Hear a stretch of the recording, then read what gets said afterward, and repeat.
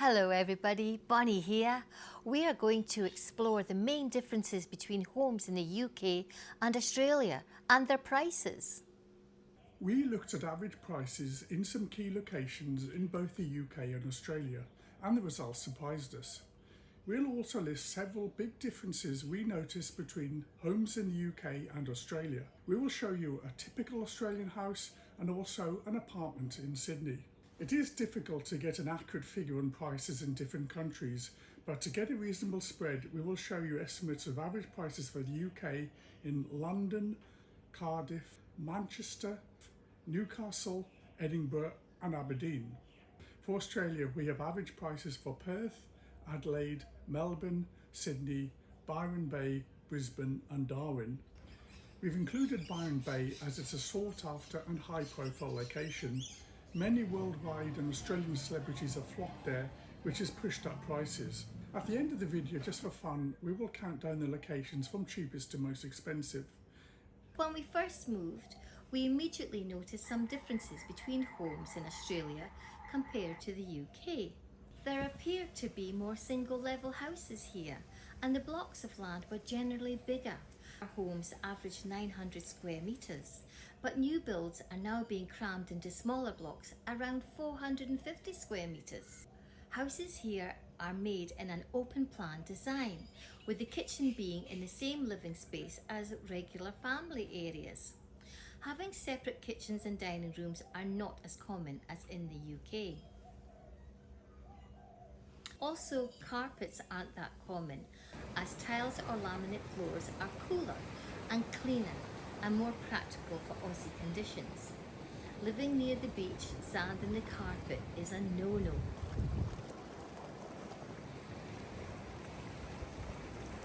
Windows are screened usually by shutters or blinds. Curtains or drapes are rarely seen, and we've never spotted net curtains here.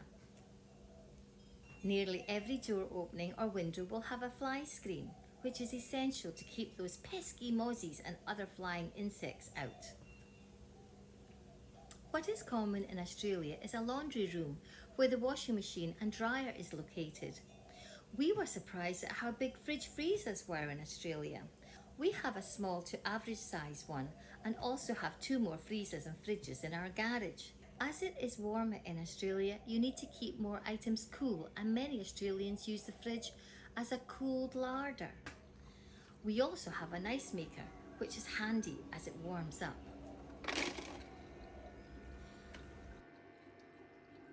Practically every home will have air conditioning, which is essential. This also serves as heating in the winter, and you don't often see gas fires or radiators here. When we first rented in Sydney, we were surprised to find mould on all our shoes and clothes, which were stored in the wardrobe. Given that it is so much warmer in Australia, it is also humid, so dehumidifiers are common. We have had them all the time to prevent issues with damp and mould.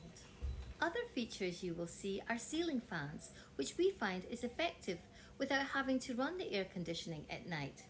They will have 2 settings, so you can reverse the direction in the winter, which draws the warmer air upwards rather than push the cool air downwards.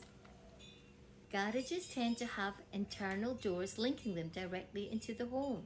One big difference with Australian houses is that the outdoor area is just as important, if not more so than inside the house, as we spend most of our time outdoors. We also have a pool overlooking the deck, and they are popular here in Australia. Like most Australian homes, we have solar panels, which together with our battery allows us to run our home, including the pool pump and our car, for virtually nothing for most of the year. Another difference is that most homes don't have letter slots on their front doors, but have letter boxes at the end of their drives. When we first arrived in Australia, a friend said it is best to rent a post office box, as letter boxes are not very secure. So since we've been here, we've always had a post office box. It is also handy to have a stable postal address if you are moving within the same area. Also, front fences and pavements are not as common in Australia as they are in the UK. We rented a unit stroke flat in Sydney, which was expensive, but it was like living in a hotel. This type of development is very common in Australian cities. And we had a swimming pool, a sauna, spa, and a gym. At the base of the towers were a selection of cafes and restaurants and shops.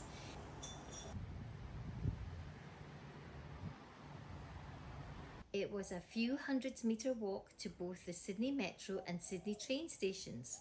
It was expensive, as you pay for the location and the facilities. So how do property prices compare between the UK and Australia? It was difficult to find exact property prices as there are so many variable factors to consider. We have listed our best estimates as a general guide as of today's date, but this will change over time. So to reiterate, there are many variables to factor in. The UK property prices are shown on this graphic, with London being the most expensive area.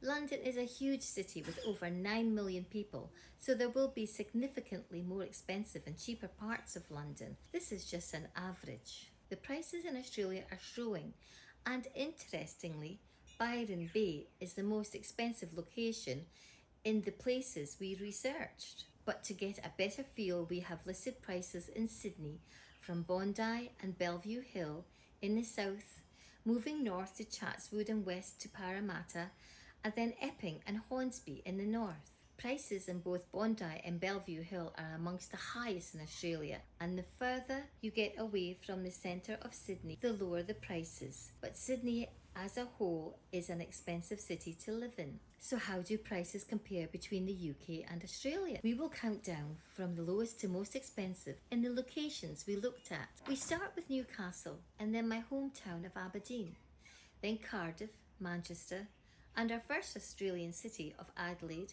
then Darwin, Brisbane, Perth, and back to the UK for Edinburgh. Then Melbourne, Sydney, back to the UK for London, and at the top is Byron Bay. But this is just a guide, as they are just averages. This graph shows the average price comparison in all the locations we looked at, with Byron Bay being at the top. We love Byron Bay, and here is a link to a video we made of this beautiful spot. We really love making these videos for you, and we hope you enjoy them too. Please like and subscribe. Thank you for watching Lewis and Bonnie's Australia.